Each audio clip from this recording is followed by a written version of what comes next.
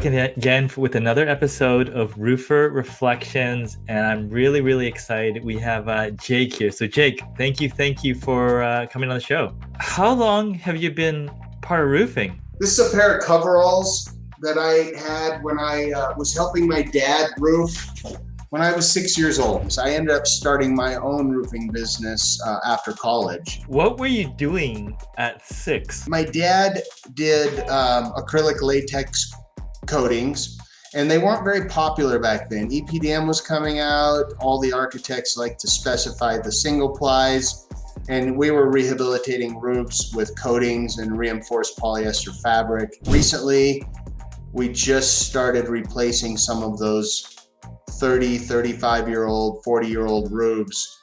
Those coatings have performed quite well for a long time, and now we're replacing them with TPOs and PVCs, but that's what we were doing. How involved were you at those younger years? I mean, were you, the weekends or every day, or like how did it all work?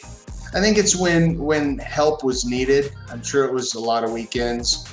My sister and I were allowed out of school to help on a roof. I know you're involved in associations. How did that happen? Just naturally gravitated to associations, roofing associations? I was overwhelmed with stress, and I thought I should reach out to the industry and see what other people are doing. I went to the IRE with the NRCA, and I went to the Western States show, and I went to a show that the Montana Roofing Association had. I just started reaching out to the industry like that. Right now I'm sitting as the president on the Montana Roofing Association. I got to see that it's difficult. It's hard.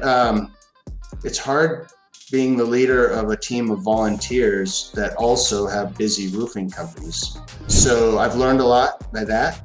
And I also sit on the board of the Western States Roofing Contractors Association, which I'm very honored for that position. And now, instead of seeing what the industry can do for me to help me with my business, I'm really trying to find a way to maybe help make the industry better. What do you think some of the key issues that need to be driven forward are in the industry?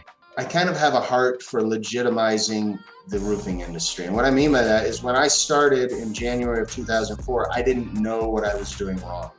I probably did a couple of jobs before I realized I should have insurance, and then I went and bought insurance. I probably had a few employees that I was paying under the table, and I don't mind admitting that because I didn't think I was going to be roofing that long, and I didn't know that I was breaking any rules by not providing unemployment insurance and work comp and things like that. But the moment that I realized it, I went out and I made it right. And so because I'd made those mistakes and then paid the price to legitimize and become official and to protect our customers and to protect our employees, just doing the right thing, now I have a burden on my heart to help other small, young roofers who are trying to get started in the business, to show them the benefits of doing it the right way.